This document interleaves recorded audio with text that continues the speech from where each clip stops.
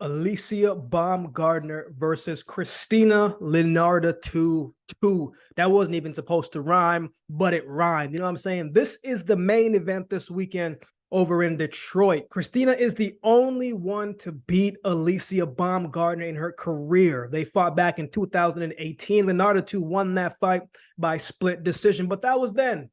This is now. Let's get into it. Let's start with the champ, Alycia Baumgardner. 14 wins, 1 loss, 7 wins by way of knockout. Now, in the past few years, right, very few have had a rise that Alycia Baumgardner has had, right? Combined men and women.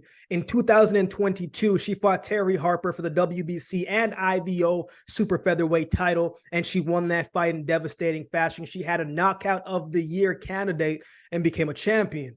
She defended her title the following year against Edith Mathias in a one-sided fight where, she pretty much dominated every single round of that fight. She was too fast, too skilled, too much for Matisse. Now, after that, she stepped into the ring with Mikaela Mayer, who had the other 2 belts. Both women put their belts on the line in a very good fight. Now, leading up to that fight, it seemed like we were going to see a fight that was an all-out war, an all-out brawl, but that wasn't the case. It was a much more tactical fight than we were anticipating. A fight where Baumgardner's speed and movement were scoring greatly in the early rounds of that fight. She was in control in the early half of that fight. Going into the middle half of the fight, rounds 4 to 7, you could see Mikaela Mayer was starting to close the gap, using her jab to put the pressure on Baumgardner, had Baumgardner fighting off her back foot and letting her hands go a little bit more, right? She was starting to have some success. Those hands were starting to land. She landed some good shots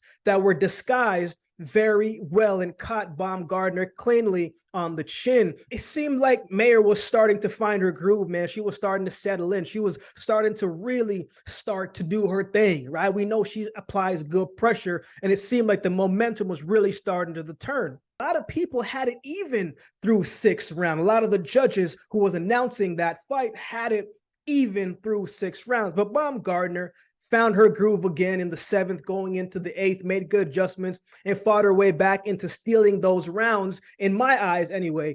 The last round could have went either way. I gave it to Baumgardner, but nonetheless, Baumgardner got the job done. She came out on top. She got a split decision win. Baumgardner became the undisputed champion, and she did it the way us as spectators of the sport love to see. In order to be the champ, you got to beat the champ, and she beat the champ to become the undisputed champ. In her most recent fight, she fought Alycia Baumgardner. She won every single round of that fight in convincing fashion, and she looked good doing it. A lot of people didn't like that she wasn't able to close out the show. But honestly, man, I think it is more discouraging as a fighter to get beat every single round than it is to lose a fight by knockout. So I thought it was a very good performance. She looked very sharp, very quick, very great fundamental, man. You know Alycia Baumgardner, man. She's beautiful to watch, right? If you're looking at it from a pure fundamental standpoint, man, she's got the basics down to a T. Now, her defense could be a little bit tighter, a little bit sharper. But again, when you watch her, man, you know, her, as they say, skills pay the bills. And she definitely has the skills. And she's been paying a lot of bills and winning a lot of fights. This is an important fight to her. This is an opportunity to avenge her loss to the only person that beat her. Let's talk about her opponent, Christina Linardatou. 16 wins, 2 losses, 6 wins by way of knockout, the former champion, right? She had a lot of changes in her life in the recent years away from the boxing ring. I saw some of her recent videos of her training, and I gotta say, man, she looks good, man. She looks lean, she looks strong, she looks powerful, and a little faster as well. She definitely looks ready, right? She was supposed to fight Mikaela Mayer earlier this year, but it was canceled. I think if memory serves me correctly, the articles that I was reading, I believe it was a visa issue. It didn't come in time, so she couldn't take the fight, but it's all sorted out now. And here she is, another opportunity and probably a better fight for her because of the history of these 2 women. Now, when she fought Baumgardner the first time, man, she came in with a crazy pace and pressure. Every single round, she was coming forward and she was letting them hands fly. I don't think Baumgardner at that time was used to the type of style that Linardatou had and was bringing. She held her own and she fought back and she landed some good shots of her own, some good counter shots. But man, she looked a little tired as the fight went on, whereas Linardatou was just very consistent throughout the fight. Right? It was power punches to the head, to the body. It was more of a brawl between those two than an actual boxing match, right? Baumgardner has power, yes, but I wouldn't say that's her typical style of fighting. You know what I'm saying? Baumgardner is a pure boxer, and it just comes to her naturally. And Linardatou made her fight Linardatou's fight. That grueling, grinding fight, that close range, letting each hands go type of fight, overhand rights and lefts and big shots every single time. That's the type of fight that Linardatou has to bring out and wants their opponents to engage in. It was a tough, earned win for Linardatou.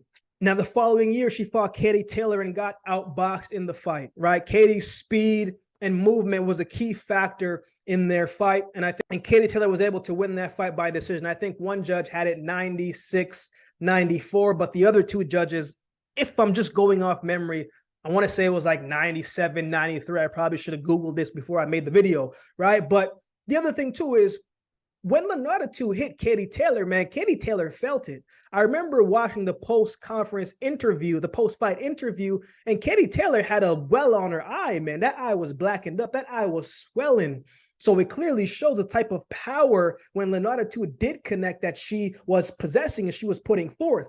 Yeah, she was headhunting quite a bit in that fight. She was swinging heavy quite a bit in that fight. Wasn't as controlled as she kind of usually is in that fight, but I credit that to the speed and the movement of Katie Taylor that made it a little bit tough for her in order to land those big shots that she likes to do. But again, Linardatou is heavy-handed, man. She can pop, she can fight, she's strong, she's durable, right? She's a pretty dangerous opponent. She's a former champion, right? But I haven't seen her last two fights. I couldn't find any tape on it, but she won her last two fights by way of decision. Right? She had a 6-round fight in her last fight. The fight before that, it was a 10-round fight. But I'm assuming she is going to look like how she kind of always has looked, right? But I'm curious to see from a speed standpoint what she looks like and if she changes anything in the second time around against Alycia Baumgardner. So who wins? For Linardatou to win this fight, she's going to have to stop Baumgardner, right? She won't get a decision win against the champ in the champ's home city, right? If Baumgardner didn't improve over the years, then my money wouldn't have been on her. It would have been on Linardatou. The pressuring style of Linardatou, man, it can be a lot. But Baumgardner has gotten so much better over the years. You add that with how much more confident that she is, the skills that she's developed and grown, and she believes she is the best. She's also been more active and fought the tougher competition in these recent years, right? So this is a great opportunity to avenge her loss, and I believe that she will. However, if she comes in too emotionally attached to the fight and tries to fight a war in that inside close range, man, yeah, she's powerful, yes, but I would argue that Linardatou is just as powerful, if not a little bit more powerful than Baumgardner is. If she comes in and she is too emotional in the fight, it will not be a good fight for her. I don't want to see that. Not saying she can't win that type of fight, but man, she can just box beautifully and do what she needs to do and not take that type of punishment. Got to be smart, but don't engage in a fight where you are not like yourself. But I believe she will win the fight, man. Linardatou is tough, and she's a tough opponent. She's a former champion. So it's going to be a very good fight. I'm looking forward to it, but I have Alycia Baumgardner winning this fight by decision.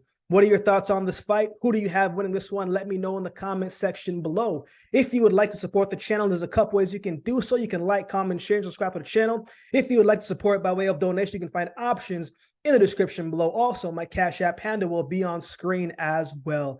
Any amount goes towards the growth of this channel and will be greatly, greatly appreciated. We recently just started a membership section on the channel. Don't always get to do all of the suggested videos you guys suggest in the comment section below. But if you become a member, those suggested videos rise to the top, and I will do my best to get those done for you. Or if you would like to become a member to support the channel, that would be greatly, greatly appreciated as well. Any amount definitely goes to the support of this channel so we can grow the channel and do a couple different things and get some better equipment and all that good stuff moving forward. Shout out to everybody that continues to like, comment, share, and subscribe to the channel. I appreciate each of you. If you've been watching the video for this long, do me a favor and subscribe to the channel, and we'll definitely see you next time.